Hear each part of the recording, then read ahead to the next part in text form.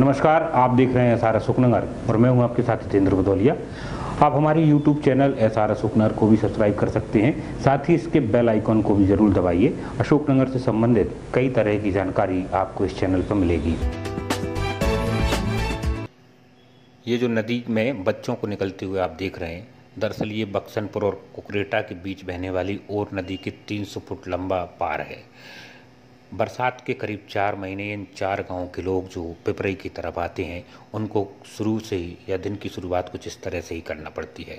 करीब 60 से अधिक बच्चे हैं जो इसी तरह से प्रतिदिन स्कूल के लिए आते हैं। या तो ये ट्यूब के सहारे अपने बिस्तर, बस्ते और दूसरी चीज़ों को किसी तरह बचाकर नदी के किनारे आती हैं, या फिर अभिभावकों के कंधे पर बैठकर ये इस पार लगते हैं।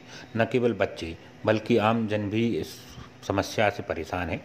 पिपरई में जो कि प्राथमिक स्वास्थ्य केंद्र एवं थाने का मुख्यालय भी है, इनको छोटी छोटी कामों के लिए भी इस नदी को इसी तरह पार करना होता है।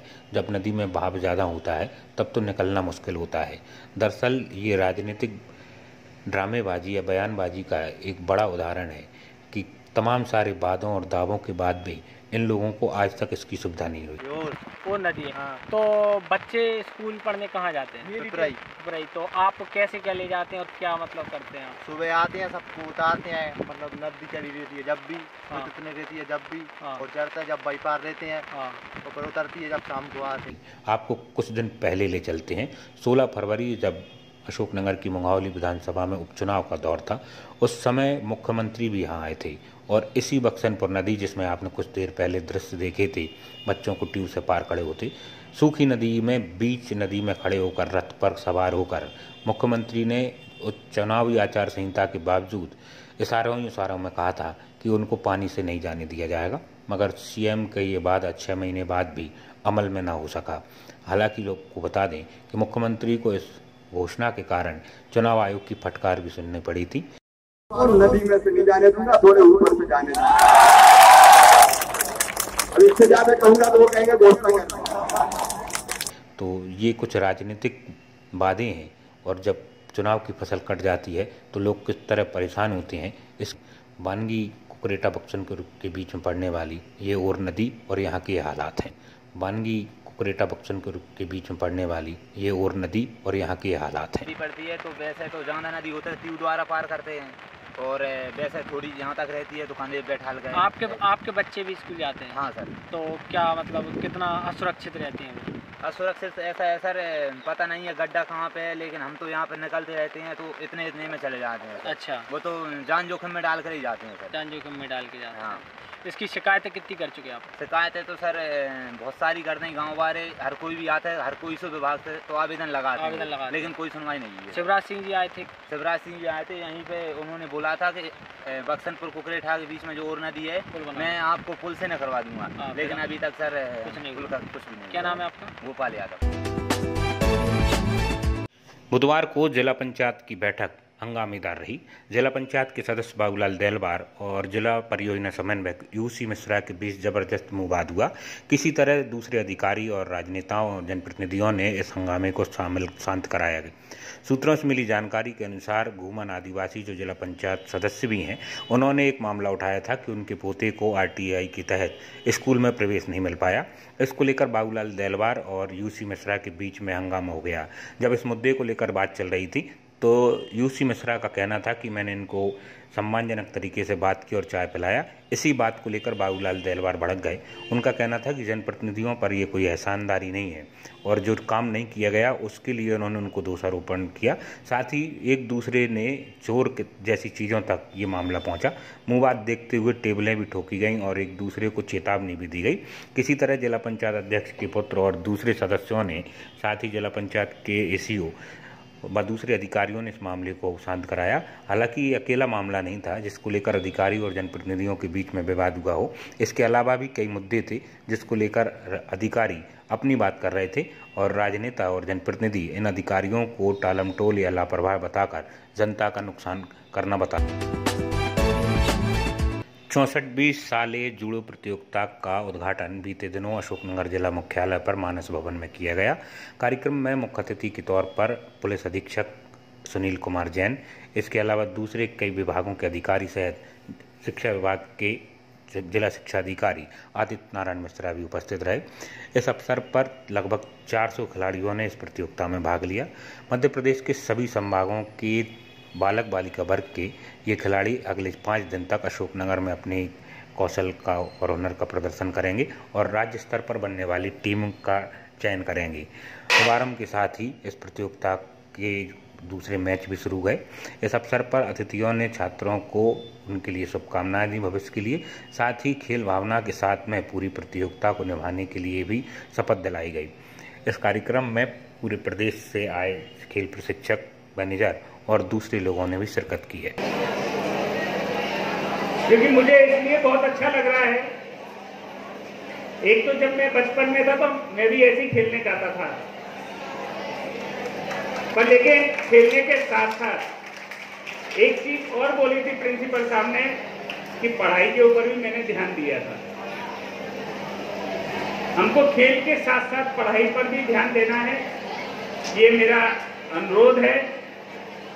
दूसरा, आप लोग बहुत देर से बैठे हुए, मुझे ऐसा बताया गया है, तो मेरी इच्छा थी कि मैं बच्चों का एक कंपटीशन मैच देख सकूं, और अगर आज मैच अगर कोई होता है तो मैं देखूंगा तो मुझे अच्छा लगेगा।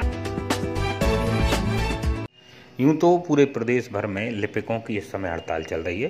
बाबू की हड़ताल के कारण पूरे प्रदेश के कार्यालयों का काम ठप हो गया है। अशोकनगर में इस हड़ताल का असर कुछ ज़्यादा ही दिख रहा है।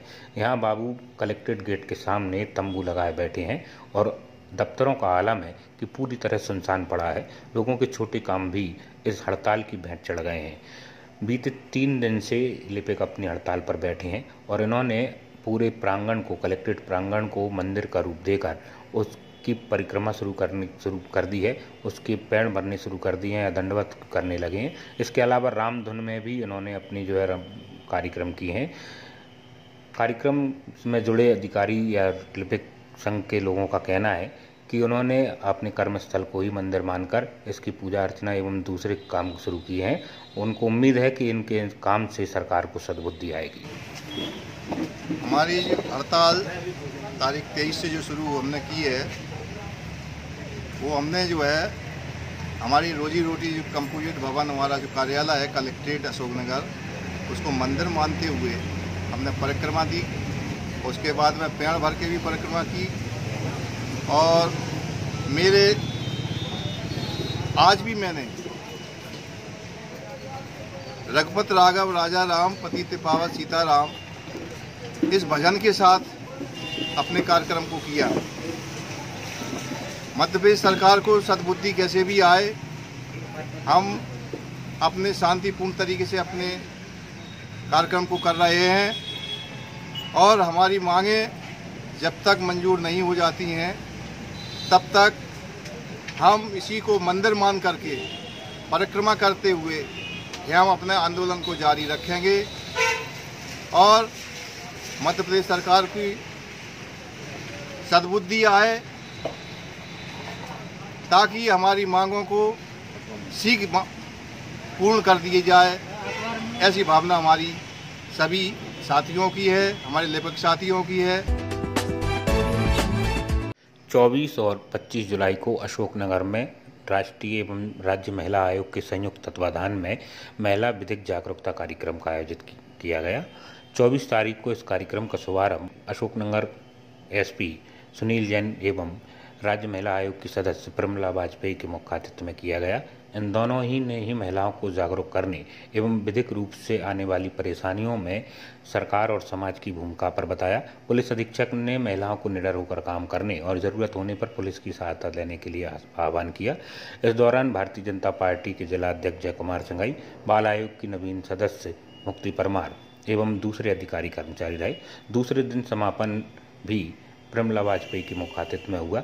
इस दौरान जन अभियान परिषद के जिला समन्वयक शिव प्रताप सिंह भदौरिया, महिला सशक्तिकरण अधिकारी आकांक्षा तोमर, भूमिका गर्ग एवं नगर पालिका अशोकनगर की अध्यक्ष सुशीला साहू मौजूद रहीं। सुशीला साहू ने महिलाओं को संबोधित करते हुए कहा कि वर्तमान दौर में महिलाओं को खुद सुदृढ़ होना पड़ेगा और उन्हें अपनी ताकत का एहसास कराकर आगे बढ़ना होगा। उन्होंने कहा कि सरकार और दूसरे समाजसेवी संगठनों का महिलाओं के प्रति रुख बदला है। ऐसे में अच्छे माहौल महिलाओं को आगे बढ़ने के लिए हैं। उल्लेखनीय है कि महिला आयोग के द्वारा ग्रामीण और शहरी क्षेत्र की महिलाओं को जागरूक करने एवं कानून में उनको दी गई सहूलियतें और एवं अधिकारों से रूबरू कराने के उद्देश्य से यह 2 दिवसीय कार्यक्रम आयोजित किया था। कार्यक्रम के बाद में महिलाओं को अशोकनगर की महिला सेल का भी निरीक्षण कराया गया और वहां पर महिलाओं के आवेदन या उनकी समस्याओं पर किस तरह से विचार किया जाता है, कार्य किया जाता है, निराकरण कराया जाता है, इन सब के बारे में भी चर्चा की। एक और तो सरकार एक के बाद एक नए कॉलेज खोलती जा रही है, मगर जिला मुख्यालय और दूसरी जगह चलने वाले कॉलेजों में आज भी छात्र छात्राओं को प्रवेश नहीं मिल पा रहा और वो लगातार परेशान हो रहे हैं। बीते 15 दिन की परेशानी के बाद आज NSUI ने जोरदार प्रदर्शन नेहरू डिग्री कॉलेज में किया। करीब 20 मिनट तक प्राचार्य के कक्ष के बाहर प्रदर्शन किया, नारेबाजी की, तब जाकर उनकी सुनवाई हुई। छात्रों की मांग है कि सभी विद्यार्थी जो प्रवेश पाना चाहते हैं उनको प्रवेश दिया जाए, मगर विद्यालय महाविद्यालय प्रबंधन है कि इनकी सुनवाई नहीं कर रहा और इसी को लेकर आज एक ज्ञापन भी NSUI ने प्राचार्यों को सौंपा है। गोकुल सेवा संस्थान के द्वारा आज कारगिल विजय उत्सव को अशोकनगर के राणा शशीन चौराहे पर मनाया गया। संगठन के द्वारा राणा शशीन सिंह की मूर्ति का माल्यार्पण किया गया एवं जय हिंद व दूसरे राष्ट्र घोषों के साथ विजय उत्सव को मनाया गया एवं एक दूसरे को यह बधाई दी गई। इस दौरान गोकुल सेवा संस्थान के कई सारे कार्यकर्ता और दूसरे समाजसेवी उपस्थित रहे। जिला रेड क्रॉस सोसाइटी के द्वारा दिल्ली की लाल पैथोलॉजी के सहयोग से अशोकनगर जिला चिकित्सालय में कोलेस्ट्रॉल शुगर परीक्षण का शिविर लगाया गया।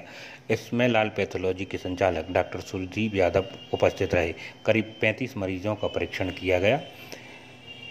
रेड क्रॉस सोसाइटी के चेयरमैन डॉक्टर दीपक मिश्रा ने बताया कि इस बीमारी का इलाज अशोकनगर या आसपास कम होता है और ऐसे टेस्टों के लिए लोगों को दूर जाना पड़ता है। ऐसे में लाल पैथोलॉजी के डॉक्टरों के द्वारा अशोकनगर में निःशुल्क शिविर लगाया।